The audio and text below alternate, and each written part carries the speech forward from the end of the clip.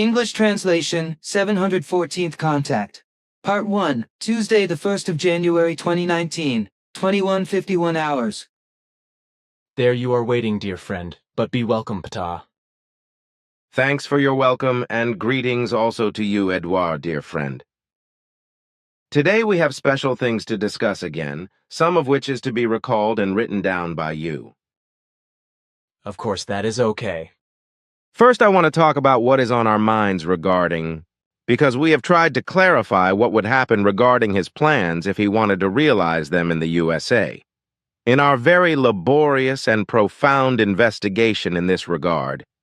which was carried out by Yanarara and Quetzal, because both are already commissioned in connection with the strange occurrences of the materializations as well as the disturbances and damages in relation to your work with the computer, an unpleasant result has undoubtedly emerged. A realization of his plans in the USA cannot bring success, because all conditions are unfulfillable for, on the one hand, both financially and in terms of personal cooperation, but also in terms of factual aspects. On the other hand, his idea of being able to carry out, create, and produce a realistic realization of the project he has in mind in the USA is an absolute illusion and impossibility. If he were to attempt it anyway, he would face unsolvable problems and, moreover, difficulties which he would not be able to overcome and which would therefore lead to serious complications, possibly also with respect to his freedom and health. The project he has conceived in his mind I can endorse and find good, though his aim to realize it in the USA is without any doubt completely impossible. If he ultimately wants to realize his plans and thus his conceived project, then only Switzerland offers him the possibility of doing so, which would, however, also entail, on the one hand, working out his own financial means, and, on the other hand, making an effort to obtain voluntary subsidies from persons interested in the creation of the project. Yanarara and Ptaah have also made an effort to clarify this and have found that the project can be realized in this way. So these are the facts that you are supposed to explain, after which his mind and reason are asked to his correct decision. I will do that, but I will wait and not talk to him until I have retrieved and written down our conversation, and therefore your explanation, which will take some time because I have all sorts of other things to do, so I probably will not be able to retrieve and write down our conversation today until the end of February. I cannot and do not want to leave the work I am doing for you, because if I did, I would get into a tailspin. Besides what I do for you and all the other things that come up on a purely private basis, I also have to manage somehow. That is as I know, and it will probably also not be so urgent to pass on my explanation. But what would interest me in his project would be a pertinent concept that he should make out. Because alone all the explanations that he has released to you and that you have mentioned to me are not such that I can comprehensively imagine everything myself. Okay, so I can do that without first retrieving our conversation and presenting to him what you have explained and what clarification results Yanarara and Ptaah have obtained. In fact, it should not be problematic and therefore possible to arrange to do what is necessary with regard to the preparation of a relevant concept. Exactly, that's what I am saying. But it will probably take time, then. Of course, because he certainly cannot do magic. I would also like to come back to what has happened because we have to decide what to do next Saturday at the General Assembly. We have, of course, clarified that and established that the illness is serious. Consequently, the membership is to be continued in the same way as silent membership, and whereby the future will prove how the health condition develops. That's what I also thought, just that action should be taken within the same framework as in the 3 other cases. After all, there is always the possibility that such ailments will return to normal in time and thus resolve themselves. Consequently, depending on how everything turns out, action can then be taken fairly and logically, which is why any path that arises in the future must be left open. In this respect,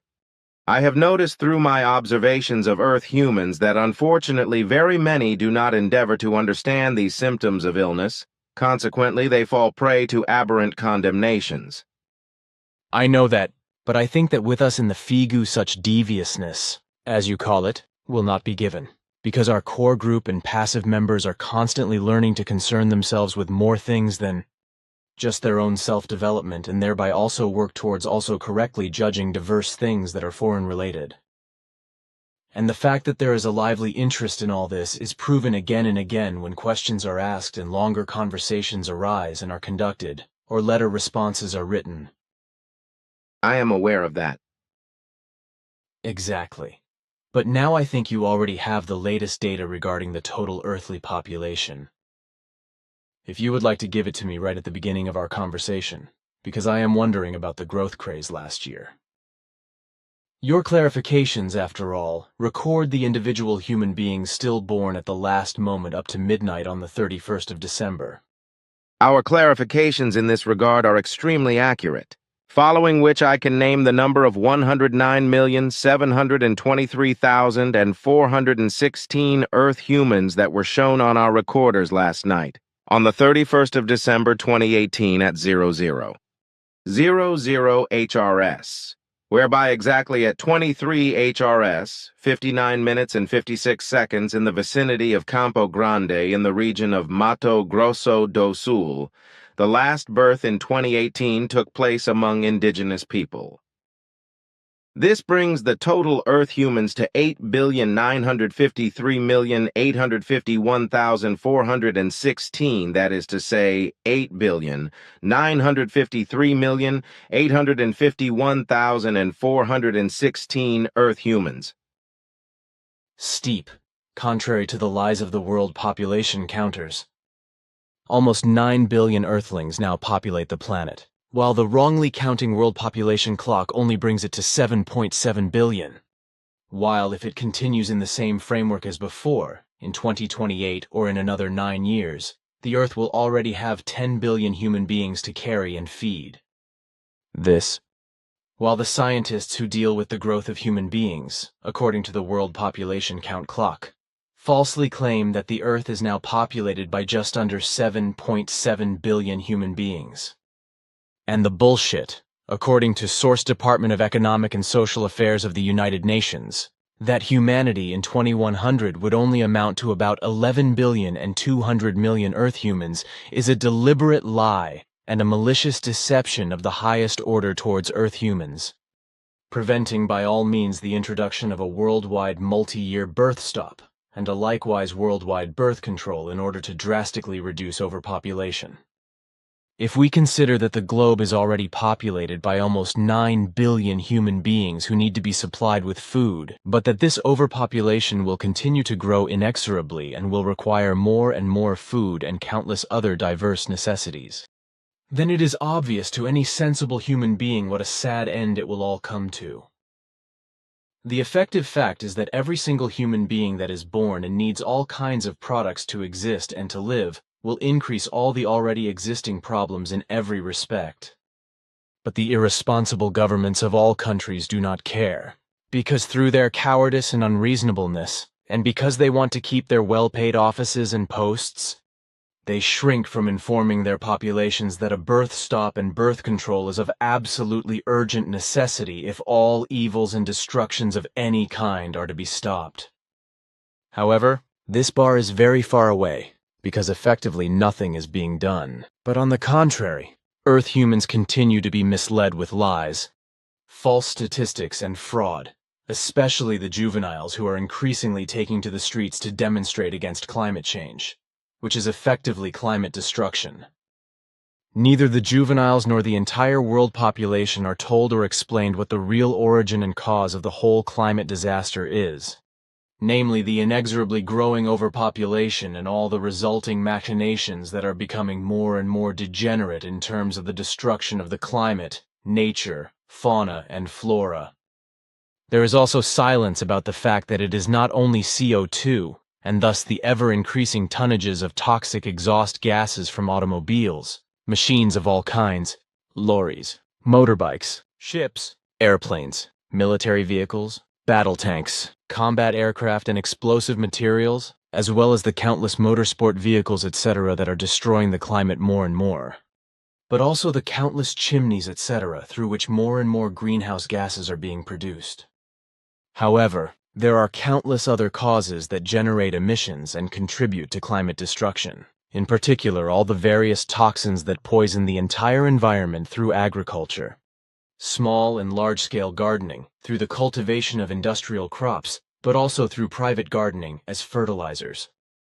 In this respect, toxins such as herbicides, pesticides, fungicides, and insecticides, such as TEP, rodenticides, neonicotinoids, Bordeaux broth, glyphosate, copper lime broth, methyl mercury, growth regulators, seed dressing agents, and anti-emergence agents, etc., are particularly worthy of mention. The very bad DDT, which was used by the Americans in the last World War as a protection against malaria, and which is deposited in the environment and even accumulates to a great extent in natural foodstuffs, was banned in various Western industrialized countries from about 1970. As far as I know, since 2004, this poison may only be used worldwide to combat epidemics. But that does not make things any better, because this very dangerous toxin corresponds to a chemical that is extremely difficult to break down, which spreads over very wide areas of land and water and poisons everything, whereby it also enters the bodies of human beings via vegetarian food, as well as via water and the air we breathe, as it does in all other life forms, whereby the toxin accumulates in fatty tissue and causes suffering. The death of bees and the pollution of the environment are nowadays also publicly denounced in demonstrations, especially by juveniles and adults who are environmentally conscious. But in this respect, too, there is no useful reaction from anyone responsible for the world.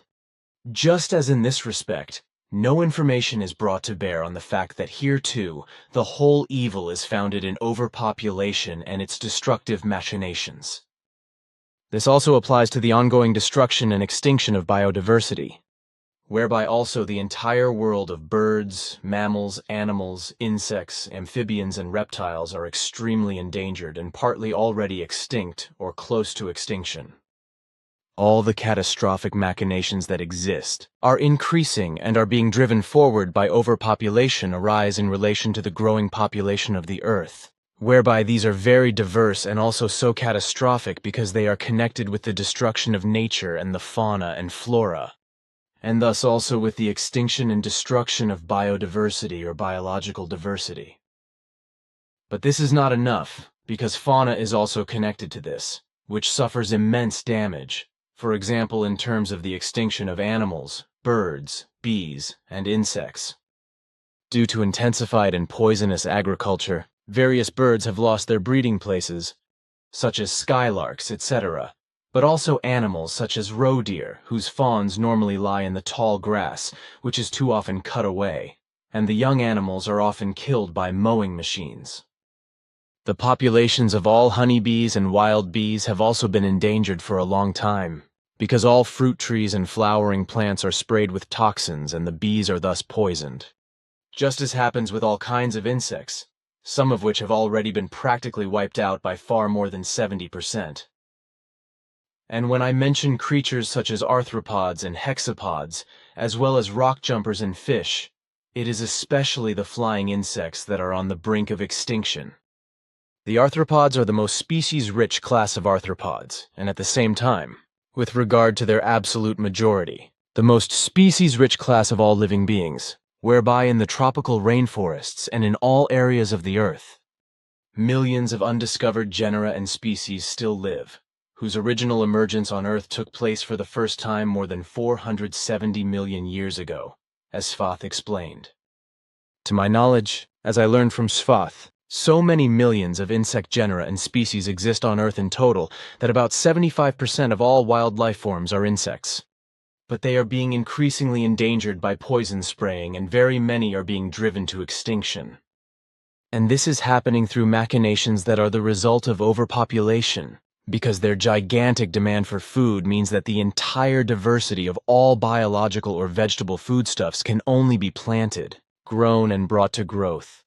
Harvest and trade by spraying them with poisons that are harmful to the health of human beings, that cause suffering and disease and even death, and that accumulate in the plants. And this poison spraying is only done because only by eradicating the insects that have naturally attacked the food plants since time immemorial can the enormous, gigantic, and mass production of plant food production no longer be impaired.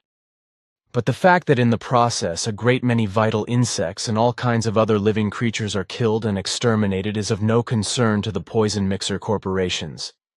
farmers or market gardeners, nor to private and amateur gardeners, nor to the large vegetable food cultivation corporations. And all this is happening through criminal and irresponsible as well as conscienceless machinations, which, as an inevitable consequence of food procurement, arise from the enormous mass of overpopulation, precisely in order to feed the 9 billion Earth humans, whereby, however, more and more land is being destroyed, and also very many vital living beings of all genera and species are being killed and exterminated. What millions of tons of toxins are produced annually by the global poison corporations and spread into nature by farmers, market gardeners, and large-scale industrial food crop producers in order to protect and make vegetarian food thrive is hardly comprehensible anymore. This, however, corresponds to an overpopulation machination by which not only nature is slowly but surely destroyed in its entirety, and all life of fauna and flora is affected in an ever more exterminating and destructive way, but also the whole of humanity, which feeds on all the vegetable food products produced. Just as the fauna and flora are poisoned by the toxins and fall ill or die from them, succumb to destruction and extinction. That is to say, both the plant and fauna life forms. This is also generally true worldwide for all Earth humans.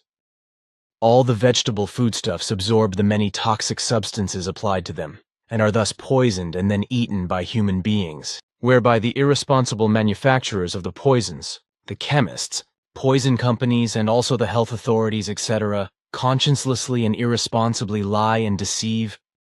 and claim that a minimal amount of a few milligrams or micrograms of the toxins is harmless to human beings. The effective fact is, however, that the smallest amount, be it also only 1 milligram mg equals sign 1,000th of a gram equals sign 10 to 3g, or 1 microgram ug equals sign 1 millionth of a gram equals sign 10 to 6g, is detrimental to health. And indeed it is the case that already 1 nanogram eng, or 1 billionth of a gram, is enough to cause any kind of suffering or serious illness, with various types of cancer being the most frequent, the worst, and thus the most deadly. However, neither the chemists who invent all the many kinds of poisons, nor the corporations that produce all the poisons, nor those who, greedy for money and profit, use and spread the poisons in order to gain enormous harvests and thus accumulate horrendous financial fortunes. The fact and truth is that everything is done to keep humanity alive and also to be able to supply its offspring, who continue to be born into the world irrationally, with food, along with everything else that is needed by the mass of every population in every country. But nothing of this is said to the ignorant juveniles demonstrating for a better climate and to the populations of all countries in general, because they remain stupid and ignorant and basically do not understand what they are demonstrating for.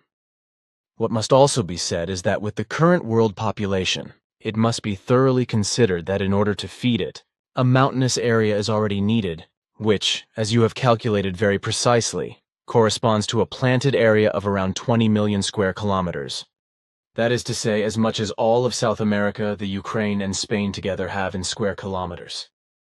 And these 20 million square kilometers of soil area, naturally distributed over the whole world in terms of soils that can still be planted for natural food and are still fertile in a natural way, or that only produce poison-contaminated food plants through malicious, toxic chemistry, through which many human beings fall ill with cancer and other ailments, can only be calculated for the Earth humans' overpopulation. In addition, according to your calculations, there is a huge land area of about 31 million square kilometers, which is about the size of the whole of Africa and Germany, whereby this huge area is used exclusively for planting animal food. That is to say, for animals of various kinds, which are then slaughtered and whose meat is processed into human food, the skins into leather, the bones into fertilizer meal, etc., and the entrails into meat meal, etc. All this adds up to about 51 million square kilometers, which are needed to feed the almost 9 billion human beings on Earth today. Various countries, above all China, have been outsourcing their food production and other products of human need to other countries for decades, and have been leasing or buying their soils and land because there is no longer any land available in their own countries on which food could still be grown and harvested, or on which animals could still be used for meat production, etc. And these countries include other countries as well as China. And these countries include Germany, the Netherlands, and Switzerland, along with other European countries, which use the soils of foreign countries in this way and thus drastically stifle their own possibilities for growing vegetarian food, etc., and also poison the landscapes and their streams and other waters as well as the atmosphere. Of course, the indigenous populations themselves suffer because they can no longer grow their own plant-based food. But this means that many of the natives of such countries starve, and many also die of hunger. In this respect, there are currently around 900 million human beings worldwide who do not have enough food and are closer to death than to life. If they want to live, they have to buy the necessary food at a high price either from foreign rich states or from those who lease or buy their land and soil for their own food production, plant and plunder it, if they have the necessary financial means to do so at all, but this is usually not the case. Consequently, only the way to the grave remains open to them, precisely by starving to death. What has been made clear so far with what has been said, even if only in an incomplete way, because much more would have to be said about it. There are other disastrous machinations to be mentioned, which emerge as malicious and destructive consequences from the inexorably growing overpopulation.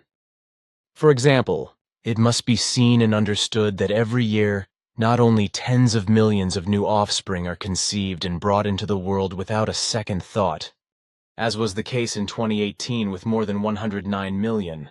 but also that every year around 100 million juveniles enter adulthood and begin to act as such. This means that these young people, at least a large proportion of them, carelessly take the right that is theirs and motorize themselves with a motorbike or a car that is undeniable. On the one hand, this increases the exhaust gases and the CO2 content worldwide by enormous tons from these explosive motor vehicles, and on the other hand, the atmosphere and thus also human health as well as the entire nature and its fauna and flora are dangerously impaired, even to the point of destruction, death, and annihilation and extinction. However, the explosion engine exhaust gases are only a part of the whole emission disaster, because this still lurks in many other things, which hardly any human being thinks about, such as in relation to the food, respectively the nourishment, which every earthling needs. The fact is that the production and processing of food also causes enormous tonnages of CO2, as well as other toxins that are harmful to health, but which are never mentioned by the sciences, and everything is kept quiet in this respect. And all these toxic emissions get into the atmosphere as well as through rain and snow into the soil, and thus also back into the plant foods in which the toxins also settle and are then eaten by human beings. When it comes to greenhouse gas emissions, we should not only think of transport with explosive motor vehicles, such as cars, buses, motorbikes, ships, and aeroplanes, etc., because the production and manufacture of food for earthly mankind must also be taken into account, which also produces huge amounts of greenhouse gases. Also the production of feed to feed all the huge masses of farmed animals, fish, poultry, and livestock, etc., which are kept, slaughtered, and produced for human meat consumption, are partly responsible for the greenhouse effect. And the food for earthly mankind contributes even much more and stronger to the fact that the greenhouse effect increases more and more violently with every new earthling that is born and drives the overpopulation even higher. So not only the endless columns of smoking cars, motorbikes, tractors, lorries, aeroplanes, ships, diesel trains, and other explosion engine vehicles, but also chimneys of human dwellings, power stations and factories, and many other exhaust gas guzzlers are to be named as causes of the greenhouse effect. And if this is considered, then, which must also be said in fairness, every juicy fruit, Every berry, every grain, and every vegetable is part of this, regardless of whether it is produced in a distant country or in one's own homeland. I would now like to say, if I remember the recent teaching correctly, that vegetables, berries and fruits, as well as all other vegetable foods, also become CO2 guzzlers if they are consumed outside the production and harvesting periods. And this is because their CO2 levels are increased by transport and storage on the one hand, but also by transport from the storage depots to the final sellers on the other. Then there is the further increase in CO2 due to the transport of the food to the buyer's home, as more greenhouse gases then develop during the preparation and cooking of the food, which means that more and more of these gases are produced than is the case with the mere consumption of fresh vegetables. Another thing is also to be addressed, which relates to vegetarianism and veganism, whereby stupid troublemakers weakly and nonsensically insult human beings who eat only plant food as herbivores, plant murderers and the like, just as they on the other hand idiotically insult meat eaters as animal murderers and so on. The fact is that some live their vegetarianism and veganism and others their omnivorous way of life, as it has been given to the human life form since time immemorial. Unfortunately, however, as a result of religious doctrines, lies, conspiracy theories, false information and false views, etc., the human beings of the earth have become deluded into believing that human beings should only consume plant foods and the like and not kill animals and therefore also not eat meat.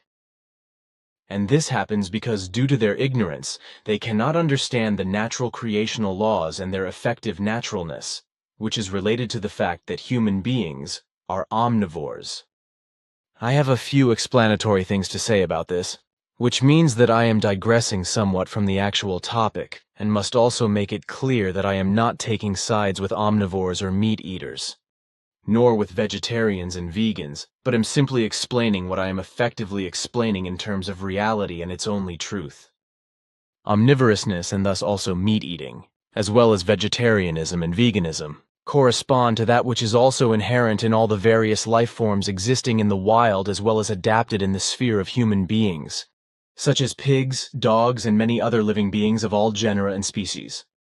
Unfortunately, vegans and vegetarians as well as omnivores do not want or understand that they are following an unrealistic delusion, because they are not able to perceive reality and its truth, and therefore not able to comprehend it. Many of them have false views and opinions due to religious sectarian misguided beliefs, while others are not allowed to eat meat or vegetarian products due to intolerance or illness. Others, however, have an aversion to any vegetarian or meat food for undefinable reasons, or they resist consuming such food for reasons unknown to themselves. But vegetarianism, like veganism, is usually based on incorrect assessments of the laws of nature, as well as in stupid and mendacious new religious claims made up by fanatical delusionists, which they reinterpret through new interpretations of the Bible and other holy books. And it is precisely through this that the greatest lies, deceptions, and conspiracy theories arise, because in modern times scriptural falsifiers and conspiracy theorists also falsify and reinterpret the stupidities that lead earthlings astray and drive them crazy in the Christian Bible and other religious books. And so it happens also with regard to the Bible verse of Genesis 9:3, which is supposed to have been said by none other than God himself, which is of course absolute nonsense, but is supposed to have been stated, "Let everything that stirs and lives serve you for food.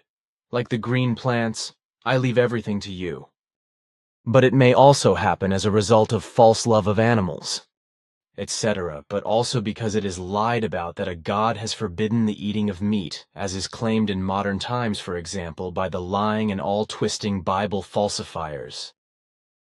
Probably every Christian knows this moronic Bible verse, and it explains to everyone why human beings are allowed to eat meat and animal products.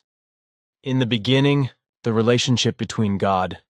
human beings, and animals is said to have been harmonious and in harmony with each other, and life in paradise was full of peace.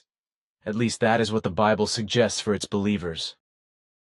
Furthermore, the imaginary God is also said to have said to the human beings in Genesis 1:29-30, "For food I will give you the seeds of plants and the fruit that grows on trees, all over the earth." but to the land animals and to the birds and to everything that creeps on the ground, to all creatures that have the breath of life in them, I assign grasses and leaves for food. And if the Bible is considered further, then also the herald Emmanuel, who is slanderously called Jesus Christ and Son of God by the delusionists, taught other than a crazy prohibition of eating meat. He was neither the Son of God nor a vegetarian or vegan.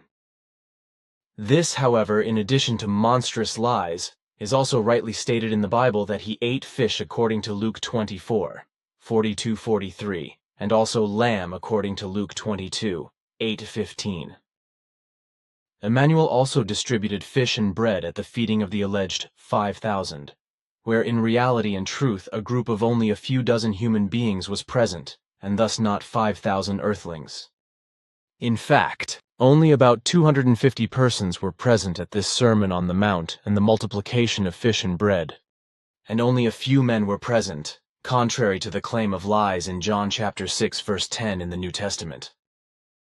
Mainly there were only women and children who listened to Emmanuel's explanations and also followed him up the mountain, which in reality was only a small hill.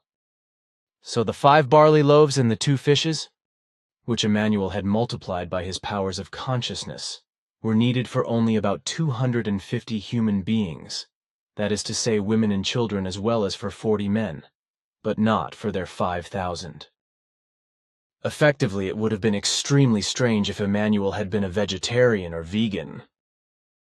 Also in a vision of the Apostle Peter, it is explained in the New Testament that Emmanuel had declared all food to be pure, including the flesh of animals, as can be looked up in Acts 10:10-15. Even after the great flood at the time of Noah, the alleged God Creator gave permission to the human beings to eat meat, as also in Genesis 9:2-3. God never revoked this permission. Of course, these are only fables, but in this respect they are the oldest in the Christian world. But now in modern times they are falsified by sectarian and fanatical liars and conspirators and suggested to the delusional believers in God as the truth doctrine of a creator or God, who believe all this nonsense and fall for it unthinkingly. And this has been the case since time immemorial, also with regard to the vegetarianism and veganism of the Essenes, who were not early Christians but a religious group in ancient Judaism, while Christians, among others, have lied since time immemorial that they were early Christians, and that these first Christians were vegetarians because God wanted that animals should never be slaughtered and eaten. But these are nothing more than fables, lies and fantasies of earthlings who are under the delusion of God, because on the one hand there has never been a creator God. There is no creator God, and there never will be a creator God, because since the beginning of time only the creation of universal consciousness as pure spiritual energy has existed. It also exists in this way today and will exist in this way until the end of its time, until it changes and enters the next higher level absolute absolutum, as described in my explanations, origin of all existence. Now, why human beings kill animals, which they then eat for food? That was already the case from the very beginning of first human existence, because in a completely natural way, even primitive human beings were hungry and had to feed themselves. Consequently, they did the obvious thing and invented hunting animals, etc., hunted them, killed them, and ate their flesh. And since there were no religions, sects, cults, or delusions of God in prehistoric times, there was also no cry for early humans to consume meat. It was only when delusions about a higher might, and thus deities and religions were fantasized that Christianity in particular came up with the 10 Commandments, especially the 5th commandment, thou shalt not eat meat.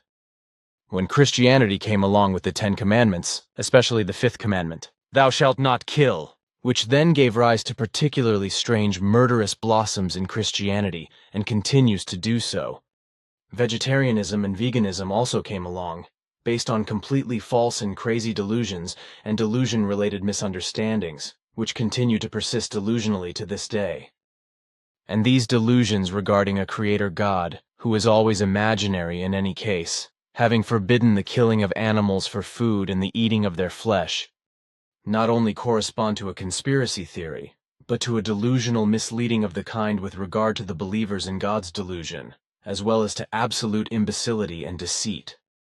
In fact, it was not the church holidays, such as Christmas as the festival of love, that invented meat eating, because meat consumption and delusion of God belong together in all religions from the beginning, whereby earth humans were also shaped in this respect, and animal sacrifices were offered to the imaginary gods, and goddesses in religious sectarian delusion of God, in addition to human sacrifices, in order to appease these allegedly wrathful deities. This is what happened in all ancient idolatrous cults, as well as in priestly Judaism and among the early Christians, from whom first Catholicism, and then, through the Reformation, Protestantism emerged. But everything happened equally in all religions, sects and cults, etc. In all religions and cults, it was the priests who, in addition to their delusion of God, also killed animals as butchers and disemboweled them on the altar with a knife, and then burned a certain part of them on the altar, while the rest of the meat was roasted and eaten. As a rule, the priests received the remaining and larger part, while a smaller third part was given to the person who paid or donated the sacrificial animal and gave it to the priest for slaughter. But what the delusional believers in God or the religious sectarian delusional earthlings are doing nowadays with the old word of the Hebrews, which has been distorted to the core by Christians, with "thou shalt not murder," from the 10 words that God spoke, which they falsify as the 5th commandment of the Bible, "Thou shalt not murder." This surpasses the worst frauds, falsifications, lies, and deceptions ever invented. Moreover, the whole of the converted reality and truth leads to the rampant delusions and mendacious and fraudulent consequences that cause misery and millions of deaths from starvation in the world, through the lie that human beings should not kill animals and eat their flesh. For the human beings of the earth, meat is a natural and precisely natural foodstuff, whereby the breeding of animals, livestock and feathers,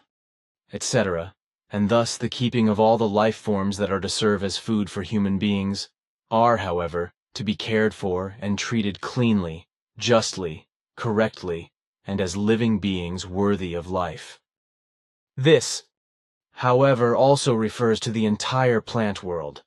for all the genera and species belonging to it are also living beings, which is why they also require the honor and dignity that must be accorded them.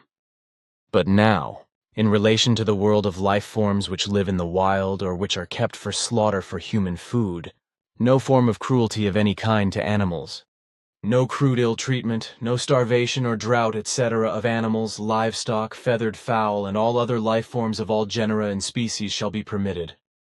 All life forms are, in the same way as the human beings, classified in life, and consequently,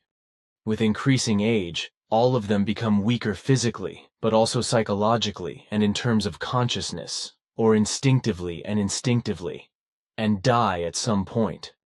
However, life requires all life forms, whether human beings, animals, birds and feathered creatures, insects, fish, amphibians and reptiles, etc., as well as all other living beings of all genera and species, to have their own food, be it vegetarian or carnal. Because only by providing all of them with the nourishment to which they are entitled, and which is specifically geared to them, can it be prevented that an entire species does not die out after some time. Regardless of whether it is for human beings, animals, creatures, or plants, it is always, absolutely and inevitably necessary that their offspring or their descendants, after birth, are assigned to the new becoming and sprouting, etc., and thus grow up physically and become adults. According to the natural laws, it is inevitable that learning and thus knowledge is gained through experience and conscious thought, as is the case with human beings. This is in contrast to the functioning instincts of animals, feathered creatures, etc., which also give rise to affective feelings and, from these, to psychical impulses. This is especially the case with mammals of all genera and species, as well as with various animals and other life forms, just as it is with human beings, all of which can be affected by weak to strongest and deepest psychic impulses and can be moved to tears by joy, sadness and pain, just as human beings can. Consequently, in addition to the foodstuffs applicable to the life forms, the offspring must also be taken into consideration, for only if they can maintain their life and also provide for the necessary offspring will their species and kind be preserved. In human beings, many animals and many creatures, etc., living offspring are born, while other living beings lay eggs. Further, it is to be said that in the plant world, by the touch of insects and birds, etc., or by the wind for reproduction, etc., pollen from seed plants is dispersed, and other plants are also pollinated and thereby fertilized and stimulated to continue to exist, etc. However, whatever the details of reproduction look like, according to the laws of nature, all life forms of every species and kind need in their own special way their own appropriate food and their very own possibility of reproduction. On the one hand, to maintain their own life and to be able to live, and on the other hand, to ensure the survival and continued existence of their own species through offspring. In this context, it is also important that living beings, starting with human beings and including all animals, all creatures, the millions of insects, all feathered creatures, amphibians, fish, birds, and reptiles, etc., pass on their vital characteristics to their offspring through their genes/genetics, which is also the reason why many species can be assigned to certain genera.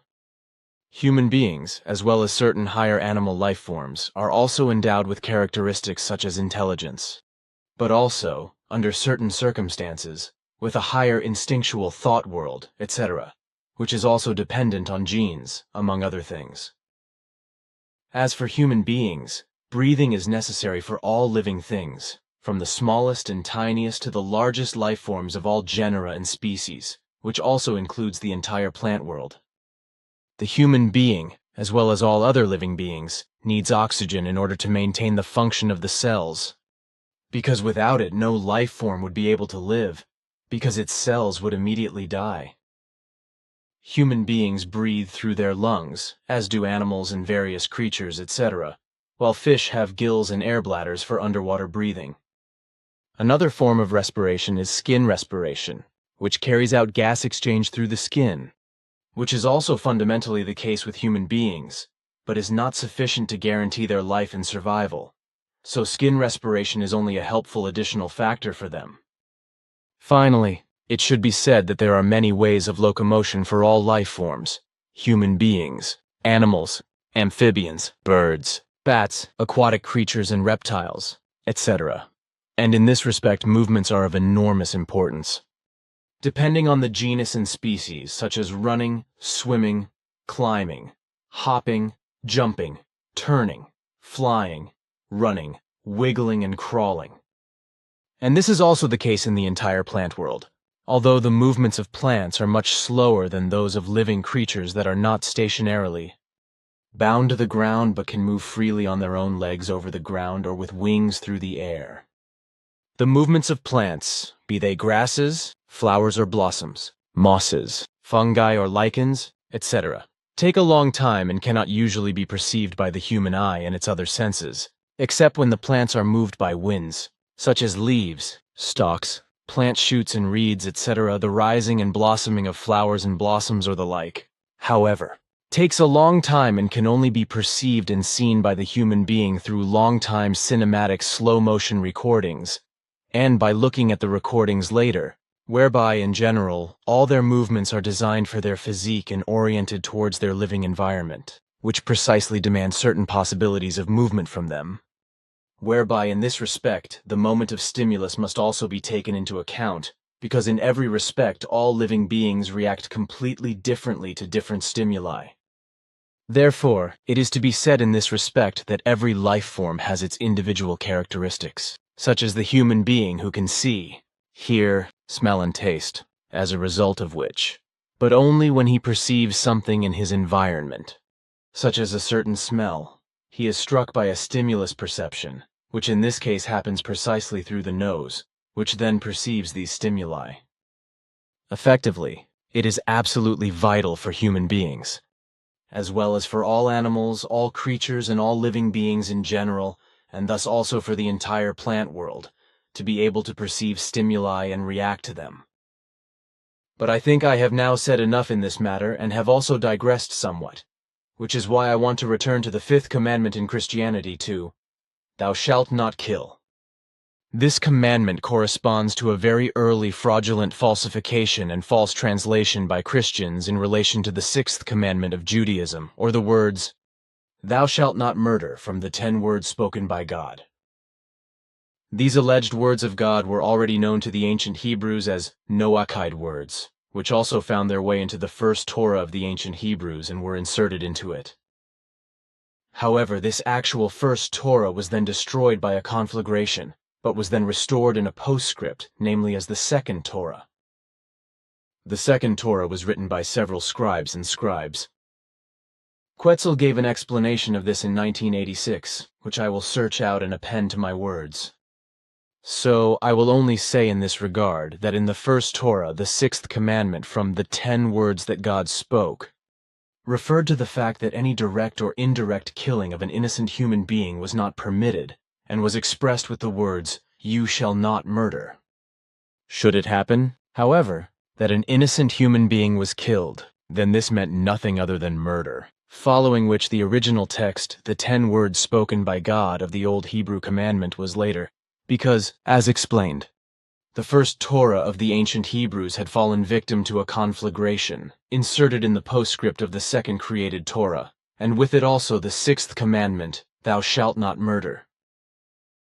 Pleiadian Ptaah and Contact Reports, Volume 5, page 185, 212th Contact, Thursday, the 6th of November, 1986. It is to be noted that of Emmanuel's disciples only Judas Iscariot core. Correct. Iscarioth really knew how to read and write, for he was what nobody knew, and therefore was not handed down. A scribe who, however, reneged on his profession and became a follower of Emmanuel. As has been shown by many years of investigation, which our scientists and historians have also carried out through time travel, it is to be explained that already at the first time of the emergence of Christianity, the disciples and evangelists, etc., were anxious to give the impression that they were knowledgeable in reading and the scriptures, and were therefore much more highly educated than the common people. This was because the common human beings of the people were of the mistaken opinion that those who were more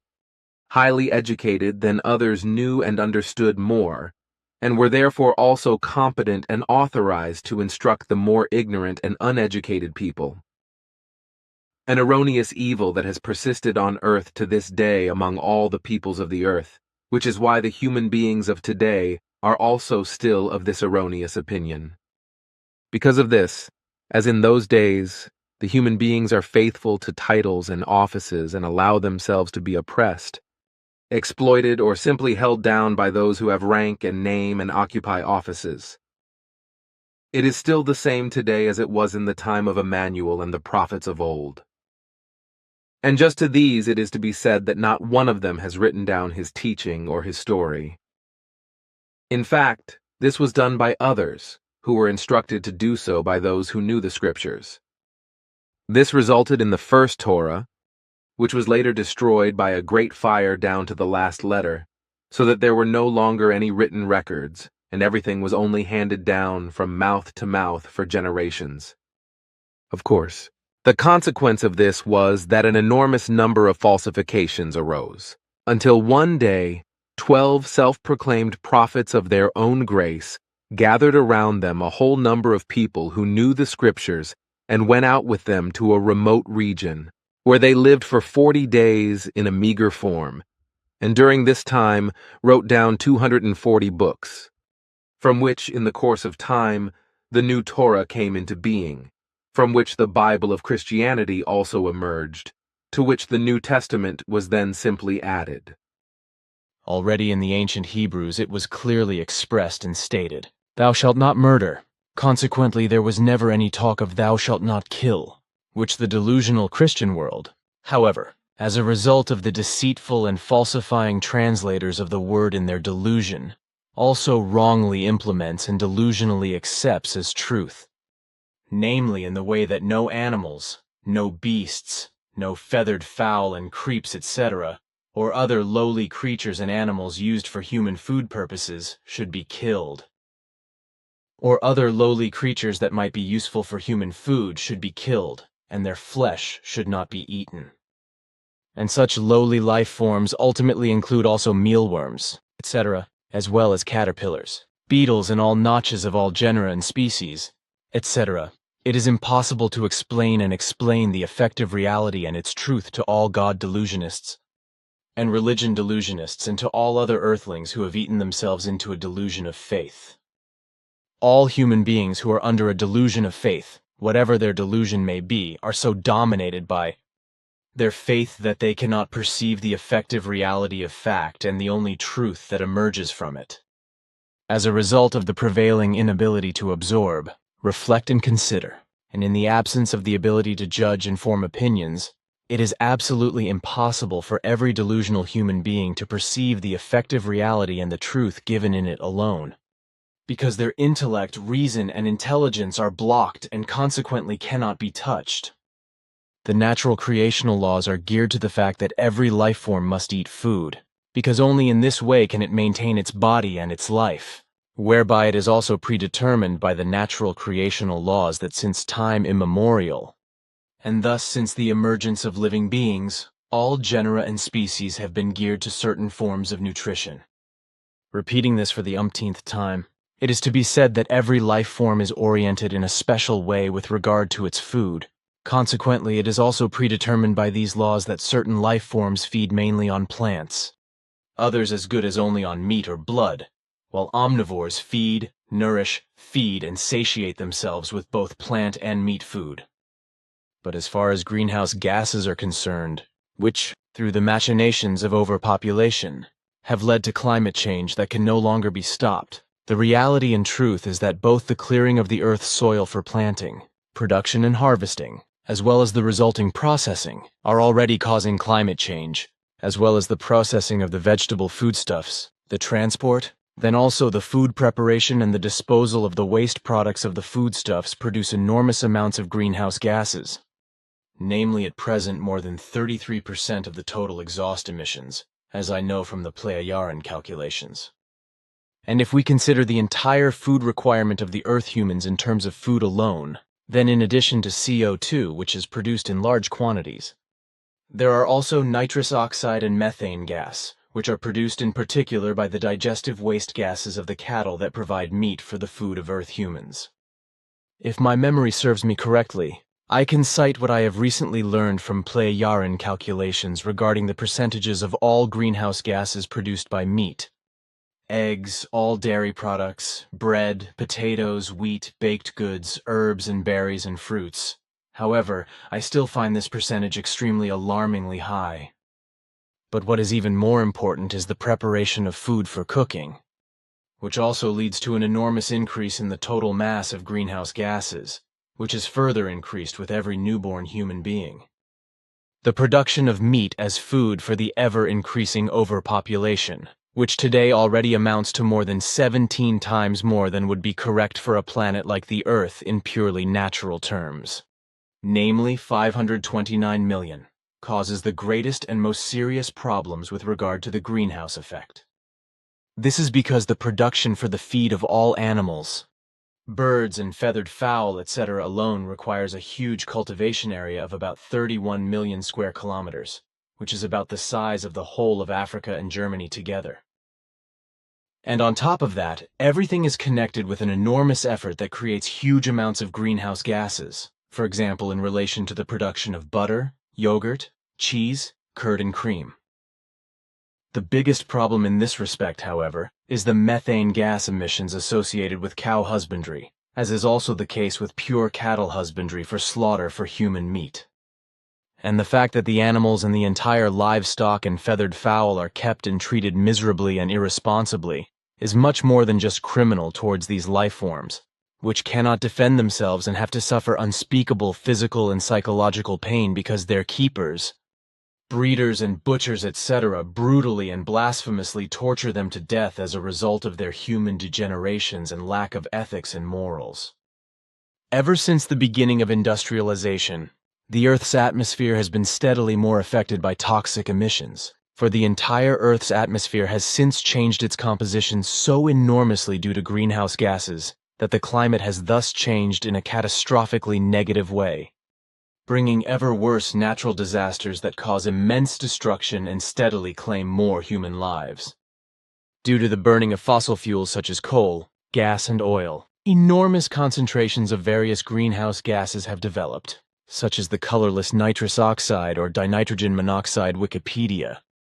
gas from the group of nitrogen oxides, chemical sum formula N2O. In older literature, equals sign nitrous oxide, nitrogen oxidule, as well as methane, which is emitted in particular by the gigantic masses of cattle that serve as human meat food. However, as a result of global warming, methane gas is also released from the soil of northern regions, which has been frozen for thousands of years, as well as from the rock of the high mountains and from the seabed, so that in this way too, in addition to all the nature-destroying criminal and felonious machinations of overpopulation, greenhouse gases are massively and strongly increased. Although there is a completely natural greenhouse effect, the entire man-made developments in this respect through the irresponsible machinations of overpopulation are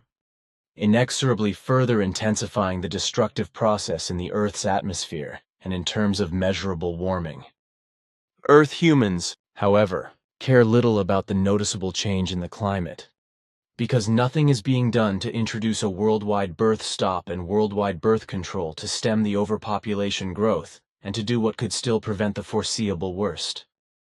All around, in all governments, environmental protection organizations, climate researchers, all groups and associations, etc. that deal with the world, the climate and environmental pollution, etc., only stupid, silly speeches are made, idiotic and impracticable as well as useless. Proposals are made, and imbecilic projects are thought up that can never bring any benefit. All the plans and projects fantasized by pompous experts are usually not even a drop of water on a hot stone, because the crazy ideas regarding the equally crazy plans and projects have already evaporated before they are even thought through to the end. And this is precisely because at the time of the irrational, nonsensical, absurd, paradoxical and incomprehensible as well as foolish, irrational and absurd development of ideas as well as plans and projects, overpopulation has already increased by many millions of human beings and, in addition, tens of millions of human beings are coming of age and demanding their rights, as a result of which old and new machinations, precisely due to the excess of overpopulation, make everything even worse and destroy all ideas, plans and projects before they can even be implemented in reality. But you have to be an academic, a researcher, a scientist, a government official or a doctor and professor in order not to recognize the effective reality of reality and its truth in absolute stupidity, self-importance and in roaring megalomania, and thus to disregard what could ultimately still be done to be able to prevent the worst. Nothing is being done against the unstoppable growth of overpopulation, and thus nothing is being done with regard to all the criminal, irresponsible machinations that are increasingly emerging from the mass of Earth humans, which are increasing more and more in relation to the annual overpopulation growth, and are increasing all the already horrendous problems more and more. All the many tens of millions of newly born Earthlings and the 18-year-olds who leave their parents' home and become independent every year need more and more new living space, which has to be created for them, whereby for decades more and more fertile land has to be built up with houses, necessary production facilities, factories, roads, and paths. As a result, the land that is most urgently needed for the cultivation of food crops is concreted over, sealed with asphalt and built over, which means that the food industry has to give up the processing of natural plant-based foods, as well as the farmers and gardeners who can no longer plant and grow vegetarian products because they lack the land to do so.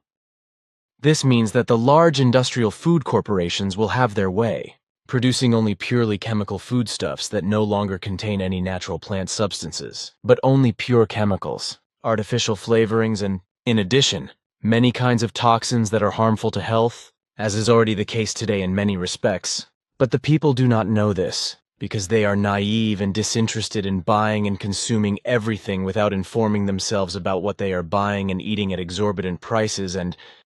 moreover, are contracting diseases, especially various forms of cancer, through this consumption of chemical and toxic food.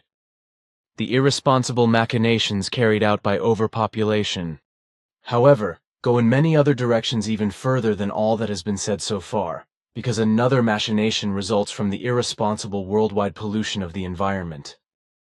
Through this, fields, meadows, gardens, wetlands, mountains, moors, swamps, forests, and even primeval forests, as well as footpaths, rest areas, paths and roads, railway tracks, airfields in the seas, lakes, streams and rivers, etc., are polluted with thousands of tons of waste and many kinds of rubbish, especially with plastic and other plastics of all kinds. On the one hand, these pollutants affect the soil, the oceans and freshwaters, in which they are eventually crushed into microscopically small particles, after which they are absorbed or distributed by food plants via rainwater. Solar radiation and winds and human beings are also contaminated by the aquatic and terrestrial organisms that serve them as food, and then fall ill as a result of the toxins stored in these foodstuffs. The effective fact is that as a result of rampant overpopulation, climate-destroying machinations and greenhouse gases are steadily increasing, so too through the cultivation of food crops, their care, harvesting, processing and transport, and so on. It is also a fact that many kinds of poisons are spread, scattered and sprayed on and in these natural foodstuffs, as well as in the entire plant world.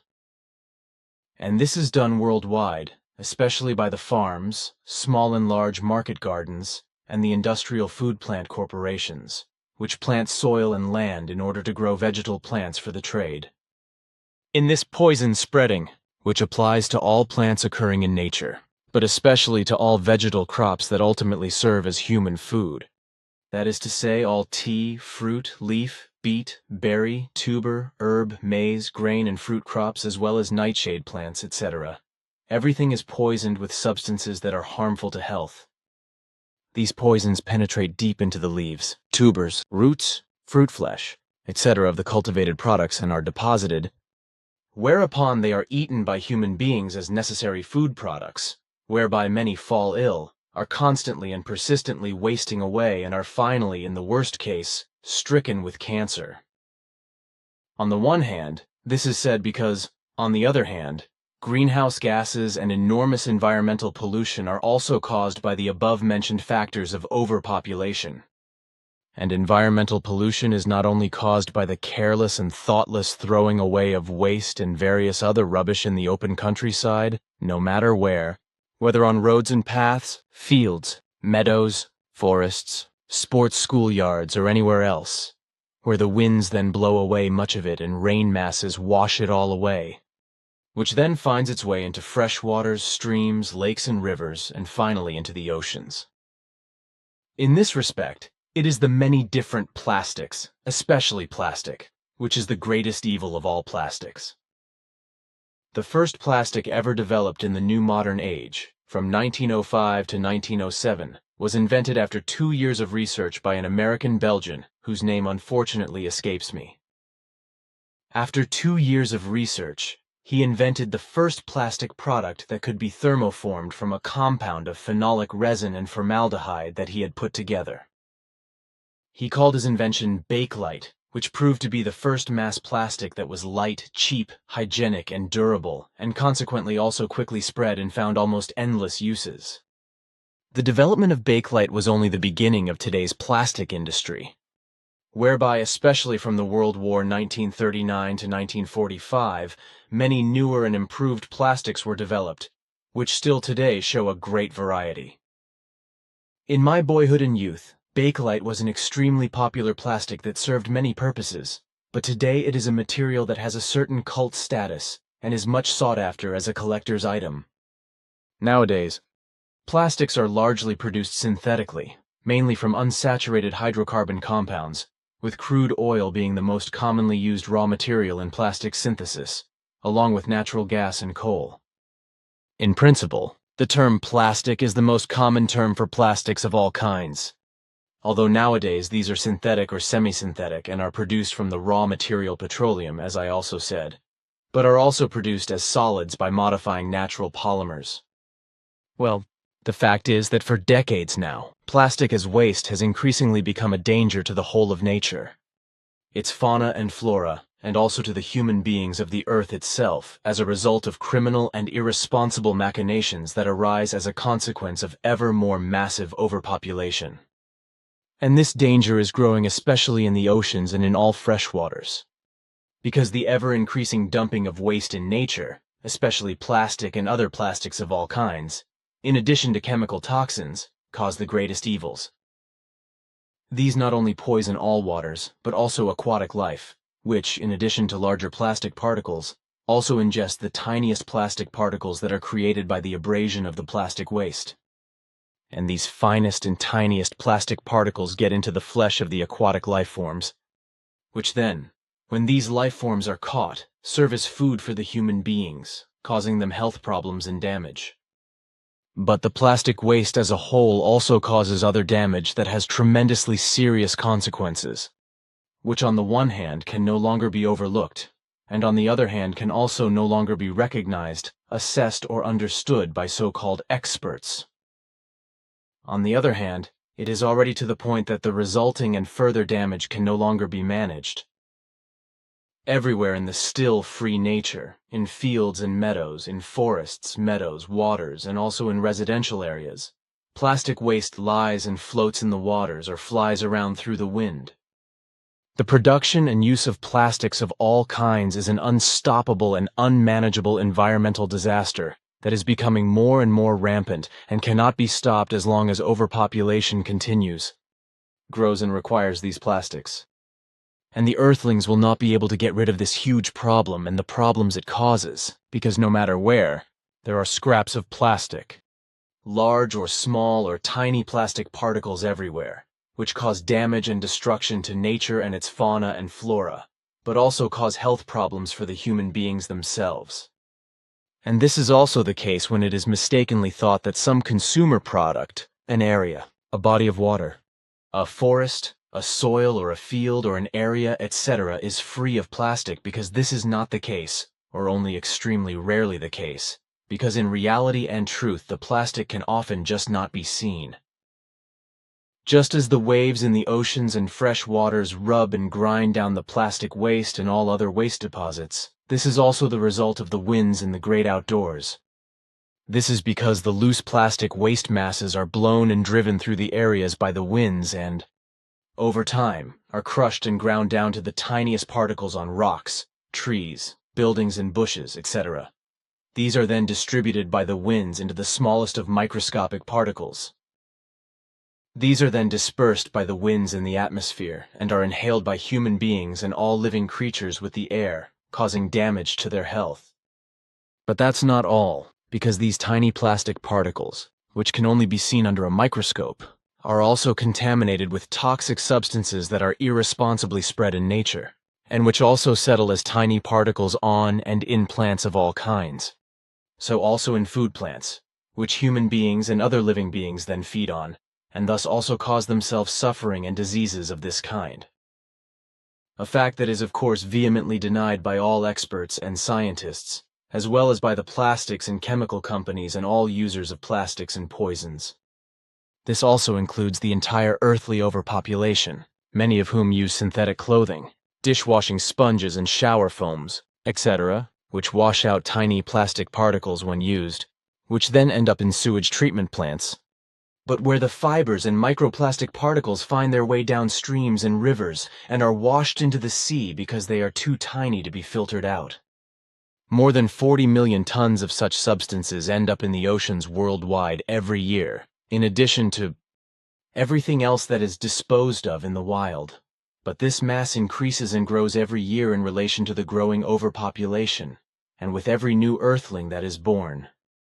If we look at the future of the Earth and its humanity, everything looks extremely bleak, even if the production of plastic and other synthetic materials changes for the better. Because if overpopulation and its machinations with regard to environmental pollution through poisons, greenhouse gases of all kinds, plastic waste and other plastic waste, as well as other waste and consumer products that are harmful to the climate,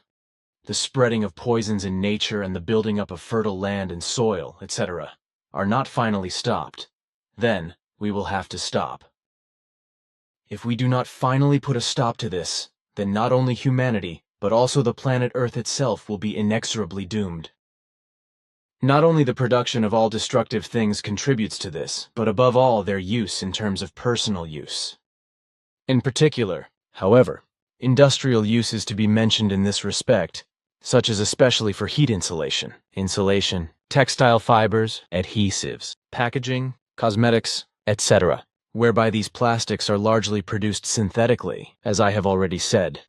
mainly from unsaturated hydrocarbon compounds, whereby for the synthesis of plastics, in addition to natural gas and coal, crude oil is most frequently used as the basic raw material. And as I have already said, tiny plastic particles enter the human body through the flesh of marine and freshwater creatures, but also through land creatures, which individual human beings can do next to nothing about. This is because the problem must be tackled fundamentally in such a way that overpopulation is rigorously reduced and brought to a level suitable for the planet, by which alone all degenerations can be reduced and stopped, namely by an appropriate birth stop lasting several years, which under certain circumstances, because everything is already catastrophically far advanced, must be repeated once or twice in the course of time, after which worldwide birth control becomes a necessity.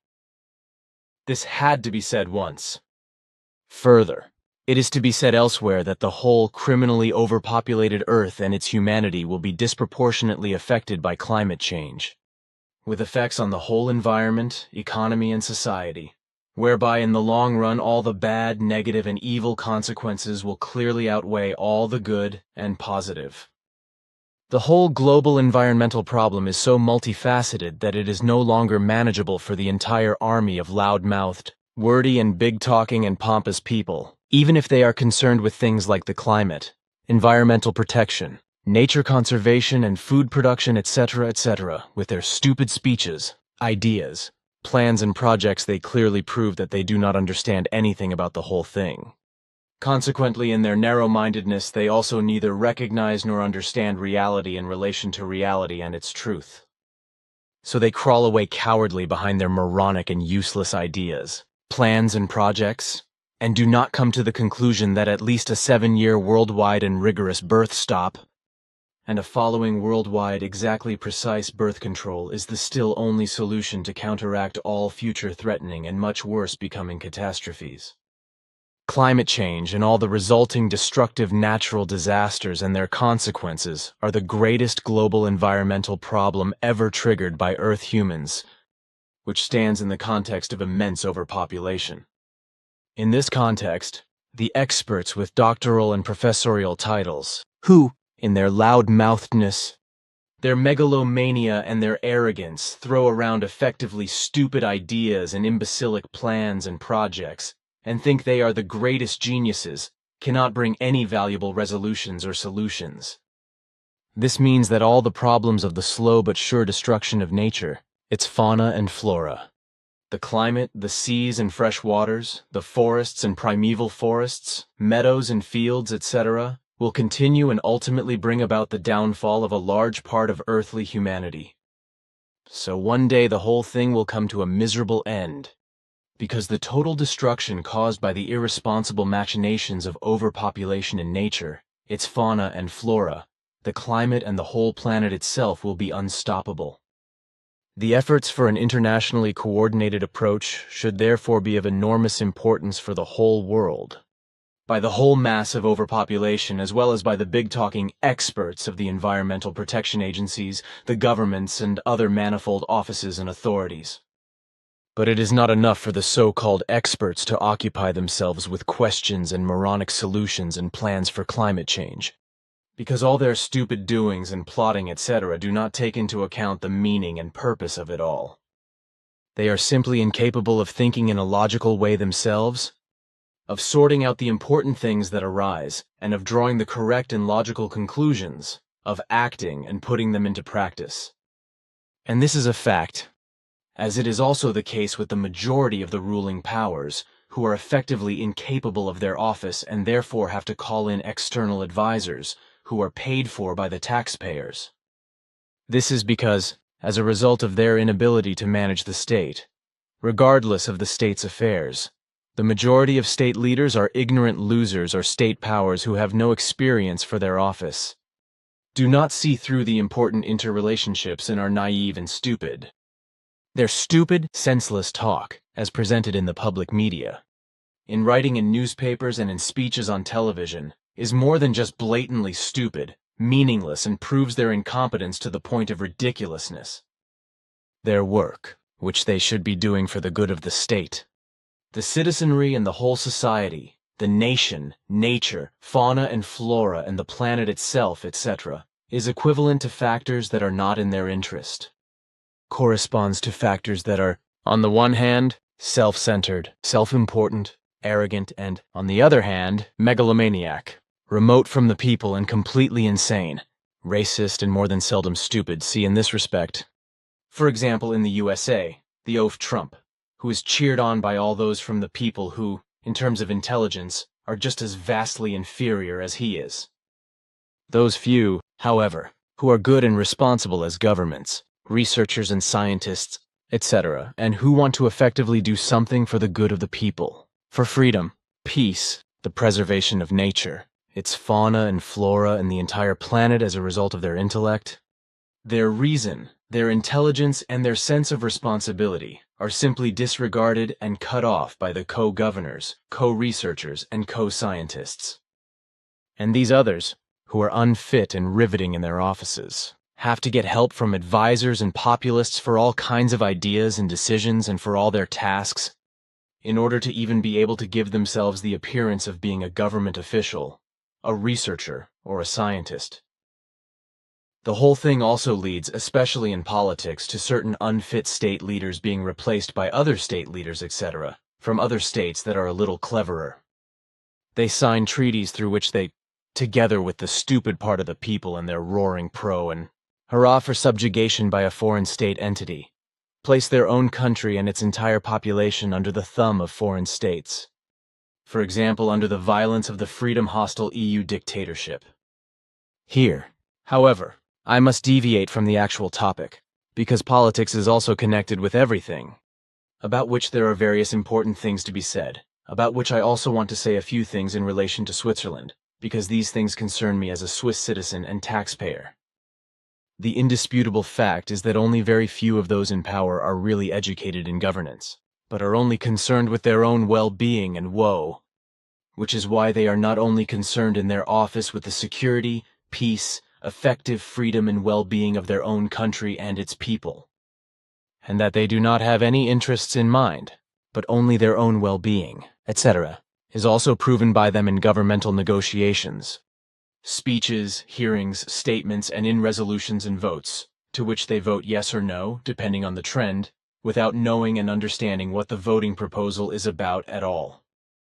The fact is, as I have often observed around the world, unfortunately also in Switzerland, that during such state-related necessities, some parliamentarians either doze off or sleep in their chairs, reading newspapers, magazines, or other non-factual material, or examine their laptops. As a result, they hear and understand nothing of all the important things the speakers have to say and explain. What they are interested in is only their attendance fee and the horrendous remuneration for their parliamentary office, but not the facts and opinions, etc., of the speakers and the interpretations of other parties. Explanation: Swiss Parliament. The Swiss Parliament has its seat in the Federal Palace in Bern and corresponds to the legislature at the federal level, =legislative Gewalt, legislation, legislative assembly. Of course, I only want to state facts in my remarks concerning Switzerland and not attack those persons by name, etc., who, in my opinion, are incompetent rascals or even ridiculous figures in their offices, just as I do not want to question the laws and order of Switzerland, because I find them absolutely in order and right, and only through them can peace, freedom, justice, and the law be comprehensively preserved. In fact, in every state there are only a few persons in all government offices who are capable of running the state and who also actually exercise their respective office responsibly and have the flair and the ability to do so. On the contrary, however, the others, that is to say those who are not like-minded, oppose them and do not allow them to have their say, as a result of which their efforts for the comprehensive good of the state and the people are not admitted but completely disregarded. Those, however, who make an honest effort to preserve freedom, peace, and their own laws and rights for their own country, and people are simply sidelined, ultimately voted out of office, and thus removed from office. And this is also what happened in Switzerland with federal councillor Christoph Wolfram Bloscher, who was voted out as federal councillor through a devious plot. And this is what happened in Switzerland, which prides itself on its neutrality, peace, freedom, and justice. But in the background, certain elements in party circles are clearly carrying out dishonest machinations with dictatorial overtones. And this has led to the fact that in the end, because he was completely inconvenient for certain people and had committed some mistakes for which he was not forgiven, a plot was forged and carried through against Christoph Bloscher, and he was voted out of office. So it also happens in Switzerland that disagreeable people are kicked out of the government, driven out, or simply voted out of office if they really care about the freedom, peace, and justice of the country and its people and want to prevent Switzerland and its people from having their freedom, peace, law, and legislation, and thus also justice, restricted by deceitful treaties such as with the EU dictatorship, and falling under the bailiwick of the European Union dictatorship. Furthermore, it is also to be mentioned in this regard that in governments in which there are righteous persons capable of running the state, who show good and valuable abilities and successes in the areas of government assigned to them and make righteous efforts to do everything, these are attempted to be eliminated by counter-minded people, or their work and efforts are nullified. Therefore, when there are good people in governments who do their best for the country and the people, everything they have achieved in good and best successes is ruined by those incompetent co-governors who interfere stupidly everywhere with their stupid mouths and make stupid demands because they are absolute losers as a result of envy, malice, ignorance, unreasonableness, incompetence, or sheer imbecility, who never really do anything good and reasonable in their lives. Consequently, they also do not achieve any successes. So it is these failures in the governments who are responsible for the fact that those who can effectively govern are disregarded, suppressed, and prevented from always doing the very best for the country and the people in every respect. As a result, the good forces, or those capable of governing, cannot penetrate and do anything valuable for the country and the people, because fundamentally they or their good, positive and reasonable efforts and successes are simply sawed off by the incompetent co-governors, as is also the case in Switzerland, and on which I would like to say something further. This is because exactly in this regard an unbelievable thing full of stupidity and idiocy arises, which relates to the Federal Council's financial administration, whereby Federal Councillor Willy Maurer, as your clarifications in December 2018 have shown, as Minister of Finance has achieved a surplus of billions, which according to logic, reason, rationality, and the intelligent should be used to reduce the national debt, which at the present time, as far as I know, still amounts to about 100 billion Swiss francs. However, instead of further reducing the debt, various would-be bigwigs from the parties and the public media, who are mentally deficient, are coming up with imbecilic airs that on the one hand, the surplus of billions should be squandered for various other purposes, while on the other hand pathologically imbeciles are claiming in the Polit blog, Switzerland has too little debt. This is followed by the equally absolutely idiotic attempt to explain, without debt, there is no prosperity, and a debt-free state is a bad state. This because a debt-free state would make fiscal policy goals absolute, and other tasks of the public sector would be neglected, such as investment in infrastructure. This would also include expenditures such as for general security, social equalization in education, etc., whereby such expenditures would usually have a positive economic effect in the long term because they would also stimulate general growth, which is also the reason why Switzerland's current prosperity is solely the result of the traditional debt economy that has been practiced by Switzerland since time immemorial. What is thought and done by the majority of those in power,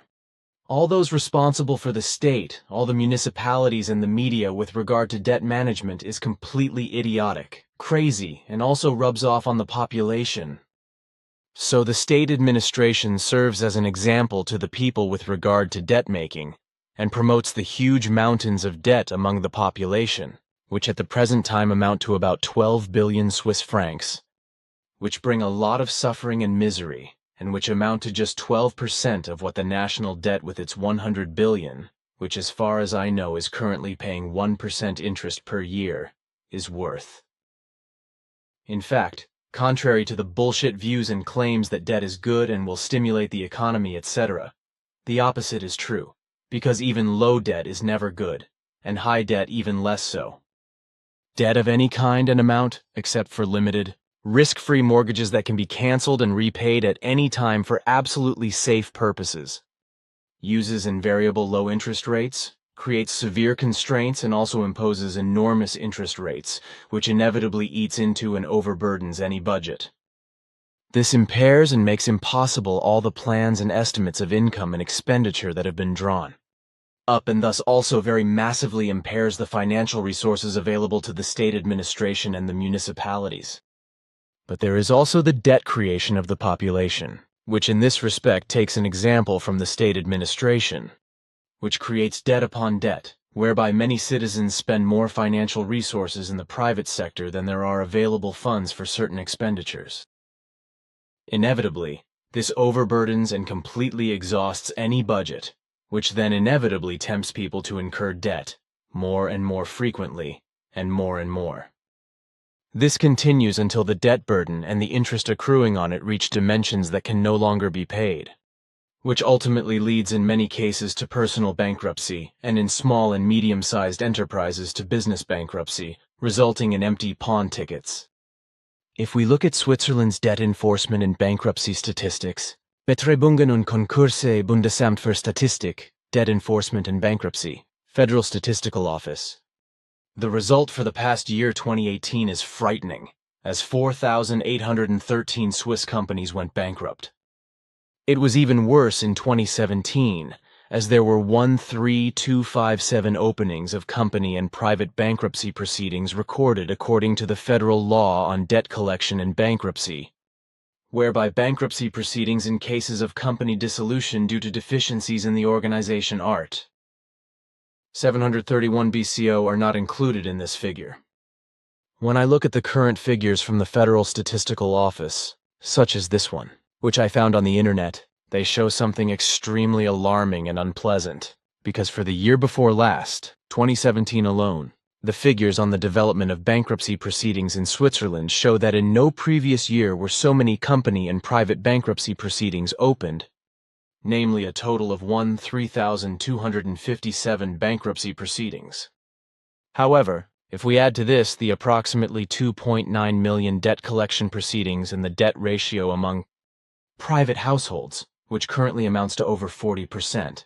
then I think this can be described as absolutely irresponsible on the part of all those involved in this debt ratio. In my further opinion, these are extremely sobering figures in terms of debt collection and bankruptcies, and absolutely not marginal phenomena, but figures that continue to rise and become more and more precarious. In this respect, Geneva alone shows a particularly high increase of 7% in private and corporate bankruptcies. But Zurich, a financial center worth billions, has also not been and will not be spared from the negative development. With regard to debt collection, an increase of 1.2% was registered in Zurich, with a total of 2617 bankruptcies threatened, opened, or executed in the city districts. In addition, the statistical yearbook of the city of Zurich shows 122,280 debt collections, while for the whole of Switzerland a total of 2,930,009 payment orders regarding debt collection actions and 1,710,834 seizures were executed. What resulted as losses from bankruptcies added up to 1.6 billion Swiss francs. If I now want to go further into debt making, it must be said that debts once made and unpaid continue to exist even if a blank pawn ticket is issued, which has a 20-year term, meaning that creditors can make renewed efforts to collect the debt at any time during this period. But this is also not the end of an empty pawn ticket, but rather the misery of debt can continue for debtors for their entire lives under certain circumstances. This is precisely because, according to the law, The term of an empty pawn ticket of 20 years is extended by another 20 years if, before the expiry of the respective expiry date of 20 years, the debt settlement or the payment of the debt is insisted on again in writing. And this can be repeated after another 20 years. In this way, even after 70 or more years, ancient debts can become current again, become a burden and be collected by creditors, regardless of whether the debtor is 50 or 70 years older and has become a pensioner, or has even become a burden on the Social Security Office, etc. And the hammer in all this is that debts do not necessarily have to remain with the creditors, but that IOUs and empty mortgage bonds can be bought up by collection agencies for low amounts, which then go after the debtors, harass them incessantly and demand the entire high debt amounts, even if they have only paid a pittance for the empty mortgage bonds. And such debt collection companies practically never rest and may also resort to unlawful machinations, which in some form or other offend against every honor and dignity of being human and can even be violent, as is the case especially in Germany and other countries. All around, therefore, more money is spent than is earned, even in the private sphere. The fact is that in the citizenry, debt-making is becoming ever more blatant, precarious and extended, precisely also as a result of the false example of debt-making by the state leadership, whereby much more money is spent than is earned. Basically, financially everything and anything in every respect should only be geared to absolute security and handled in such a way that something, whatever it may be, is only tackled, created, produced, acquired, built, bought, or carried out if the necessary financial means are available in full, and everything can be paid in full without delay. This is the only way that neither debts nor any other financial problems arise, and in addition, the freedom of action. The independence as well as the security of the state and the people are secured, never to fall into debts and horrendous, useless, and loss-making interest payments, also on a purely private basis. However, all those who incur debts do not come to this insight, consequently also not those who govern the state, those who lead the municipalities and the media, but above all also not the people who are getting more and more into debt, and who take their debt-incurring government, and those who lead the municipalities as an example, because quite obviously their intelligence is not sufficient to understand this. Financial jugglers, bankers, media, financial administrators, brokers and other profiteers, etc., are generally making up something dubious with debt creating and, at the same time, with allegedly great profit-generating false promises in order to beguile their clueless customers, to mislead them, and to get their money. And it is particularly easy for them to do this because the majority of all earthlings are anxious to get a lot of money or even great wealth quickly instead of living modestly with what the remuneration from their daily work provides for their livelihood and everything necessary, and is also sufficient to be able to afford one or the other special thing. Or the other way round. It is also possible, if one's own budget and one's own abilities allow it, to modestly build up one's own independent work or one's own small business, etc., and through one's own efforts, endeavors, through one's own personal perseverance and the necessary commitment, to achieve better prosperity and a little luxury, if one feels like it. And if something more results from it, like some wealth, then on the one hand it has itself come into being and become reality through one's own work, as a result of using one's intellect, reason, intelligence, effort, and commitment in an honest way. This is in contrast to the false hopes of clueless people who want to get rich quickly, who are lured by elements such as dubious bankers, financial jugglers, brokers and financial sharks, etc., with empty promises for allegedly profitable money transactions and who, as a rule, end up looking down the tube and losing all their painstakingly saved silver pieces, never to be seen again. And the fact that criminal elements, who call themselves financial experts and consider themselves to be such,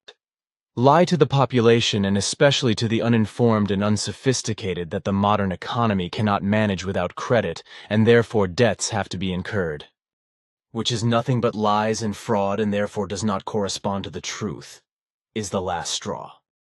For if, contrary to this lie and this fraud, action were taken in accordance with what I have explained with regard to the fact that no debts are incurred, but that in every respect, everything is only ever paid when the necessary capital is effectively available. Then the economy would also have no financial problems. The tendency of the population to incur debts in order to be able to buy useful or useless consumer goods, as this is also peculiar to financial jugglers. Businesses and firms, farms, many kinds of small businesses and concerns, etc., which want to become bigger and richer by doing so, is becoming more and more extensive and insane. Effectively, there seems to be no way around it, just as there seems to be no way around the fact that the experts of the entire financial world do not realize that through the debt-making systems, on the one hand, the entire nationwide financial system, and on the other hand, also the entire social system and the state system itself, are being made more and more unstable. If a mountain of debt piles up more and more, then the whole thing becomes more and more threatening,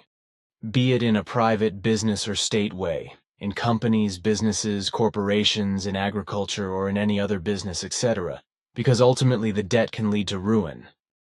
If we look at the debt situation in general today, the fact is that almost everything in the world, so also Switzerland, is in debt, the populations, the states, the industrial nations, and the emerging countries. If we look at the world's most important economies, their debts amount to more than twice their economic output. There is no end in sight, not only for the debt-ridden population, but also for all states themselves, as well as for the industrial groups, companies, farms, and small and large enterprises of all kinds that live on credit. Strictly speaking, debts are always harmful because large amounts of interest have to be paid for them, which, if they were saved, would more or less quickly replenish the finances that are needed and for which debts are incurred. And that is the case in every case. The obvious uneasiness that strikes reasonable human beings at the word debt is in fact fully justified. Debt has no economic raison d'etre at all, because one person's debt is always another person's claim, who insists that interest be paid for lending the money owed. It is true that from an economic point of view, it is undisputed that credit increases the welfare of an economic system. But when the whole thing is effectively investigated, other results emerge, which are ultimately that the population is being financially sucked dry. The prices of everything and anything are being driven up higher and higher, and all the essential goods and flats and houses, etc., are becoming more and more unaffordable. Not least also because all the debt-making companies, businesses, farms, corporations and enterprises, etc., can no longer bear the horrendous interest on debts and the hassle of contracts, lawyers, maintenance needs, and production, etc., without driving up prices. And because everything does not always work out as it should, insolvencies are inevitably part of the daily routine, as was already the case in ancient times, from which the earthlings have learned nothing up to the present day and continue to run up debts in a moronic manner. If it were still as it was in ancient times, then extremely draconian punishments would be meted out, because if debts were incurred in those days, but these or the interest on them were not paid, then the result was, for example in ancient Rome, that the debtors were divided in two, lost their freedom, or were sold as slaves in other countries, as Babylonian records tell us. If we look at Switzerland's tendency with regard to existing debts, this means that, on the one hand, the costs incurred for government expenditure and, on the other hand, also the interest on the debt, which, at the current interest rate on the 100 billion francs of debt, amounts to around 1 billion francs per year, have to be paid out of the taxpayers' annual taxes. But this is not enough, because the still existing debts, currently still around 100 billion Swiss francs, can only be slowly reduced and eliminated through surpluses of millions and billions achieved. If no brainless idiots burn up these surplus amounts stupidly for some crazy ideas, etc., instead of using them to pay off the debt. If brainless idiots do not burn up these surplus amounts for some crazy ideas, etc., instead of using them to reduce the debts by the currently living taxpayers, then the mountain of debt will be transferred to the descendants or to the future generations and passed on to them, as a result of which they will, strictly speaking, be made liable for the debts that were charged to their parents, but which the government, etc., has incurred. So after the parents, their descendants or the next generation is asked to pay. Then again their descendants, etc., etc., who have to answer for the debts of the government of their ancestors and have to pay taxes for it, without being able to defend themselves or have a say in it. Unfortunately, this is the case and cannot be changed, no matter how sad and true it may be, because the Swiss welfare state is no exception among all the states in the world and continues to act as it has done since time immemorial, in such a way that the costs are inevitably passed on to future generations. And this will continue until finally reason, rationality, and intelligence gain the upper hand and triumph. The national debt is completely reduced, and no more debt is ever incurred. If someone who knows that debts are harmful and bring no advantages but only disadvantages, such as a human being who does a good job in state financial administration and can save finances, then come incompetent airheads of the co-rulers, who again squander the saved money senselessly, and thus undo all the efforts of the striving good and factually capable and finance-saving rulers. All those rulers, researchers and scientists, environmentalists, as well as those responsible in any other way with regard to any important matter are, as a rule, not experts in the sense of effective expertise, but only big-talking big earners at the expense of the well-being of the population, society, and the world community. Also with regard to nature, its fauna and flora, the climate, the waters of all kinds, as well as with regard to forests, land and soil, the atmosphere and the planet itself, they have no or only insufficient knowledge. Above all, however, not in such a way that they could recognize the effective truth, which are the causes of all the problems of all the destructions that occur in the whole of nature, in the atmosphere, and in and on the planet Earth itself. To all that I have now explained, the following nonsensical stuff can be found on the internet regarding a way to stop climate change. These proposals are also null and void, because on the one hand these plans are absolute nonsense, because they cannot bring success, because the annual gigantic increase in overpopulation and the additional 18-year-olds coming into adulthood, who also create enormous amounts of greenhouse gases, because they also alone make the possibility of fulfilling the plan impossible. And this happens because the target is also exceeded again through new and greater emissions before the target is even reached. But listen to the nonsense I have found here on the internet, in which not a word is written about what really needs to be done effectively, and would actually be the only solution, namely a long-term and worldwide birth stop, and the worldwide birth control that would then be necessary. Wikipedia, a milestone for coordinated action at the international level, was the adoption of the United Nations Framework Convention on Climate Change (UNFCCC) in June 1992, of which more than 190 countries are now members, including Switzerland. The basis for decision-making is provided by the Intergovernmental Panel on Climate Change (IPCC), founded by the United Nations Environment Programme and the World Meteorological Organization, in the form of recurring progress reports. According to the IPCC, a successful climate policy consists of mitigation and adaptation. Mitigation and adaptation. Mitigation refers to all measures that lead to a reduction in greenhouse gas emissions, such as increasing energy efficiency, promoting renewable energy sources, or also reforestation.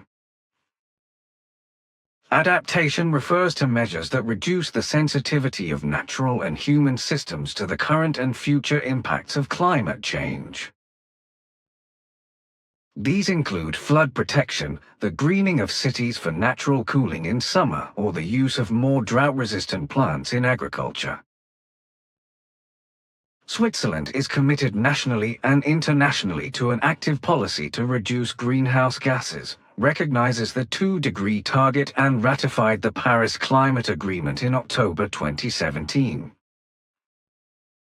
In order to comply with the climate agreement, Switzerland aims to reduce its greenhouse gas emissions by 50% compared to 1990 levels by 2030. At the heart of Switzerland's climate policy is the CO2 Act, which is currently undergoing a total revision. It provides that the existing CO2 tax on fuels such as heating oil can be raised to 210 francs per ton of CO2, currently 96 francs. The building program, which has been paying out subsidies for energy-efficient renovations in the building stock since 2010, is to be replaced from 2026 by targets in the building sector and, if necessary, by CO2 limits for old and new buildings.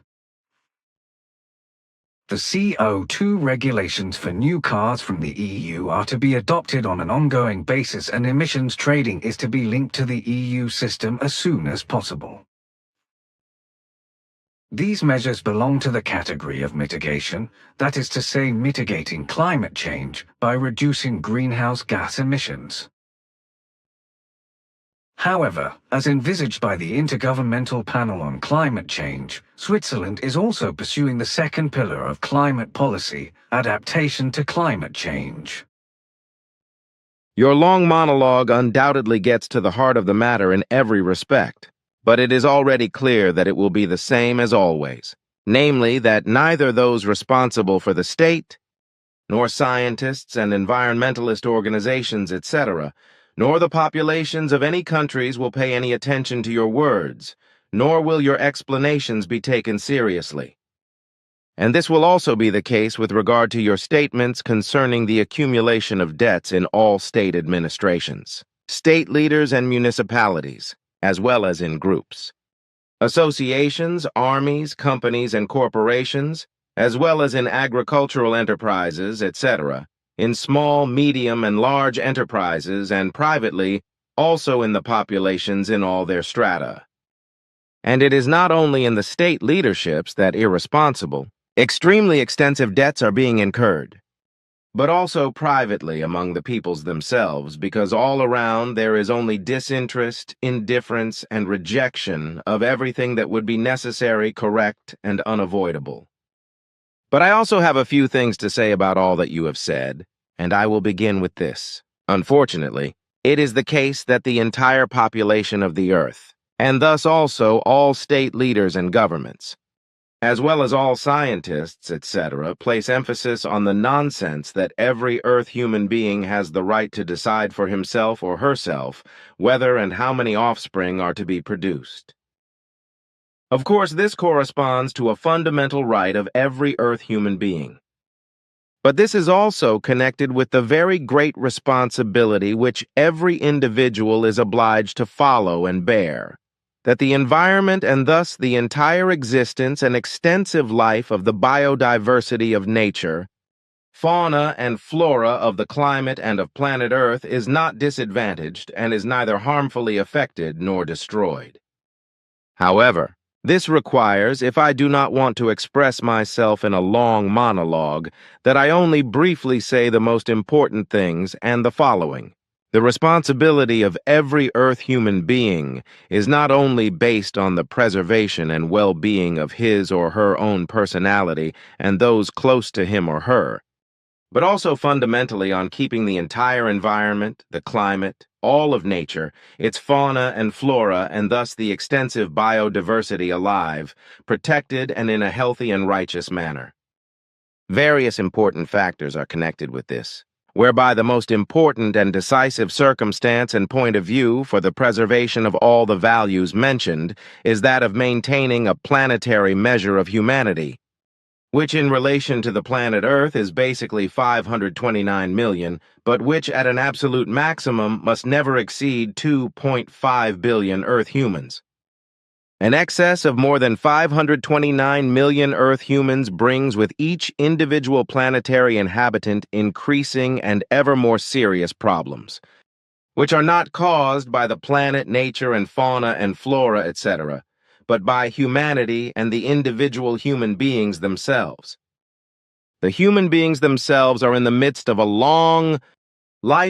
and diverse phase of mental development, as are all life forms throughout the universe, which requires evolutionary progress that must be laboriously worked out by each individual human being. This difference in the level of development of the life forms, whereby I am now also considering Earth humans, inevitably leads to differences among them, although these can be kept within acceptable limits if there is not an excess.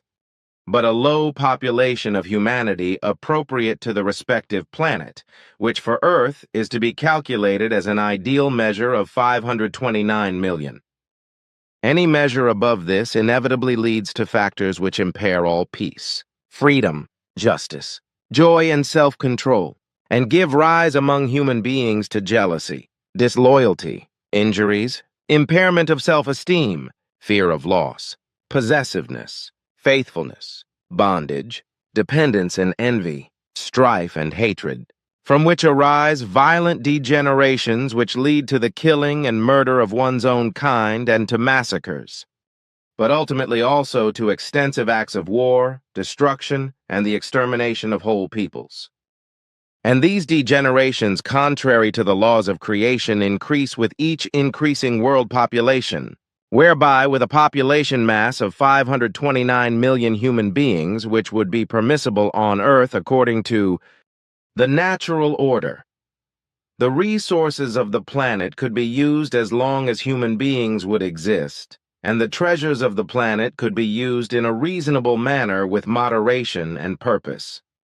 The Earth could easily support and cope with an overpopulation of up to 2.5 billion. But even such a mass of world humanity produces such vicious and insoluble problems that neither peace, freedom, justice, nor righteousness can exist or be created. Also, all attempts to create these values usually end in impossibility, consequently only for certain short periods of time, perhaps a few years if it takes a long time, do not take place. The fact is, however, unfortunately, and not only among very many of the undiscerning and belligerent Earth humans and their leaders, etc., but also on other worlds in the universe, that hatred and strife arise almost constantly and incessantly somewhere in the world among the native peoples, often also as a result of wrong and dictatorial leadership, whereby uprisings and civil wars arise which claim many lives and cause great destruction. It is also not uncommon for Earth humans to have riots, acts of terrorism, and feuds that arise from completely misanthropic and malicious xenophobia, hatred of nations, and hatred of religion. In the same way, warlike armed conflicts between hostile peoples occur again and again, while ultimately global world wars are also waged, in which there is always the danger of total global destruction if weapons that destroy everything are used without reason or responsibility, as was the case in the last World War with the dropping of the atomic bombs on Hiroshima and Nagasaki by the Americans. And the fact that with the development of such atomic weapons of destruction, the greatest crime ever committed by mankind was committed, was of no concern to all those Earth humans who advocated this crime at the time, as it is still advocated today by the completely irresponsible. Earth humans, in spite of the world wars that have taken place so far, have also not become of better mind and therefore reject peace, freedom, and justice far from themselves, as they have always done, because they are held captive by their religious sectarian delusion of God, and as they have done since time immemorial without their knowledge, spread all evil and harm in their supposedly good faith. Through the sectarian and independently acting energetic swinging waves affecting the believers in God with regard to their delusion of faith, everything leads to discord, hatred, and bondage, whereby the believers are unconsciously incited to vicious violence and against everything that is against peace, freedom, righteousness, and justice. The fact is that the religious faith in God in the foreground makes all believers believe in love and peace, joy and happiness, freedom and justice, while in the background of their faith evil lurks unceasingly, unconsciously, and is always ready to break out through degeneracy. All evil of every kind and kind thus finds its origin in the religious and sectarian delusion of Earth humans,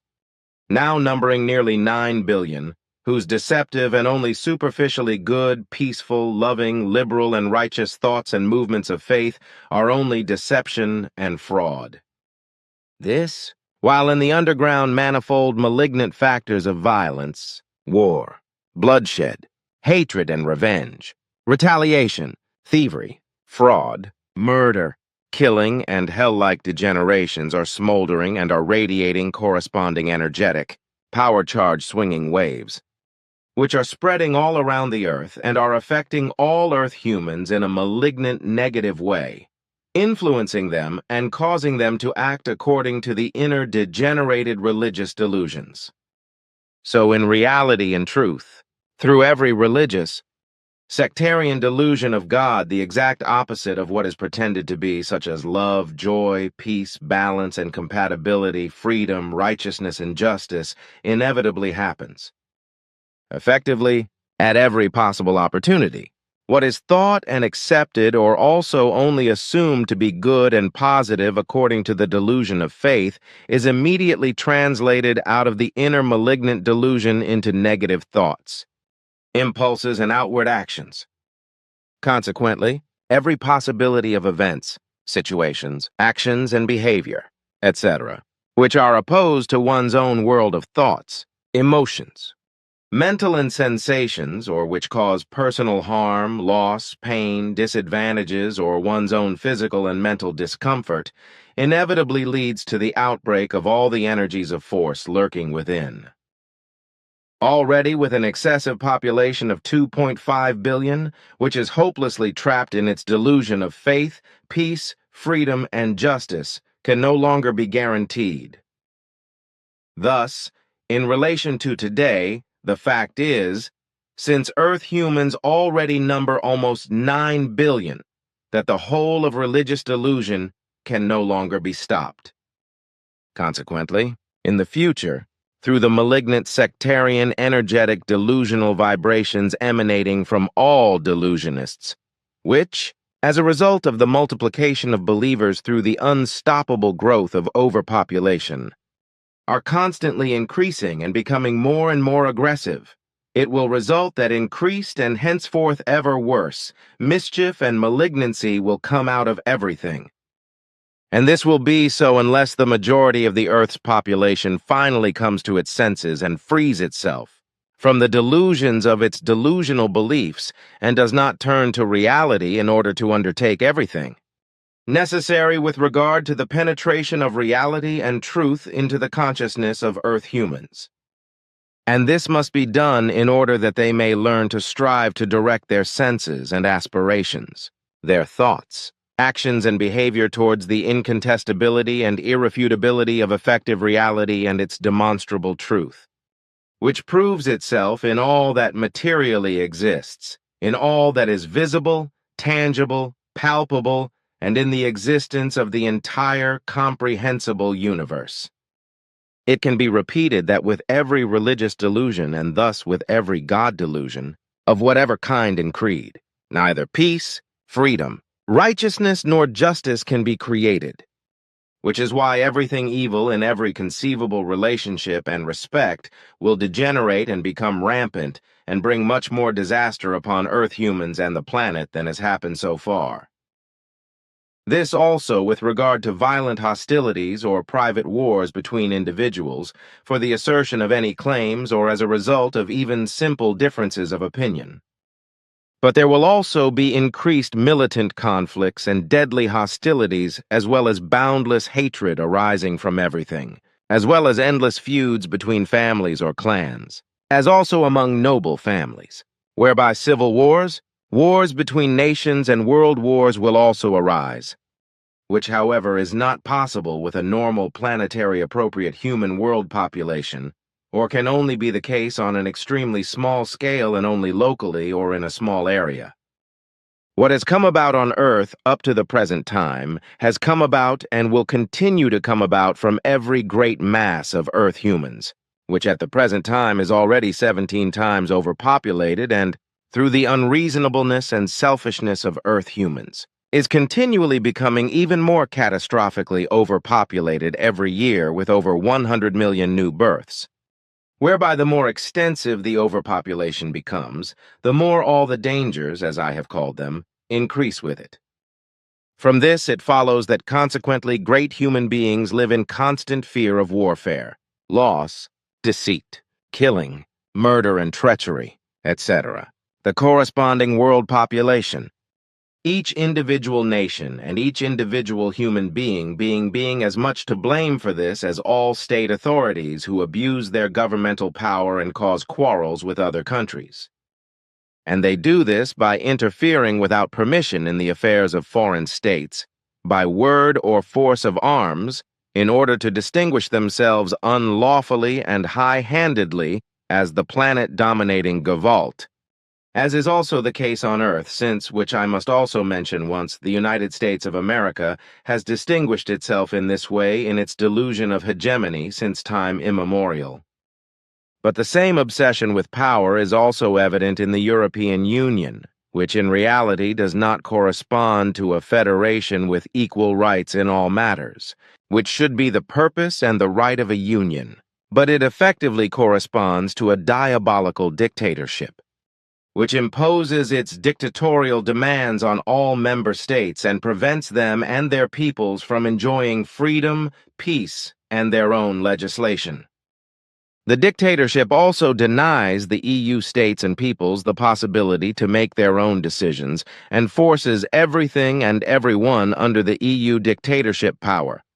which you also mention again and again, and which I also want to say openly for once, and also mention that this dictatorship is doing everything to also bring Switzerland under its rigorous rule. This could be possible, however, if unauthorized diplomatic representatives from the Swiss government continue to negotiate with the cunning and underhanded leaders of the EU dictatorship and sign and comply with the imposed perfidious and malicious contractual agreements, provisions and consents, etc., that are insidiously damaging to the Swiss state and its population. Both the USA and the EU dictatorship and its vassal states belong to that framework from which all efforts for peace, freedom, equality, and justice are suppressed and destroyed, as well as any honest efforts and friendship of peaceful coexistence with Switzerland and other states. Like the USA, the EU is also only interested in the exercise of power, which both carry out with vicious means of coercion to expand their hegemonic goals, irresponsibly overlooking all law, bloodshed, and destruction.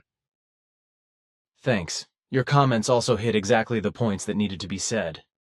But it will neither be understood nor accepted by the majority of Earth humans, because on the one hand they are not understanding, but on the other hand, as a result of delusion full of cowardly fear of divine punishment.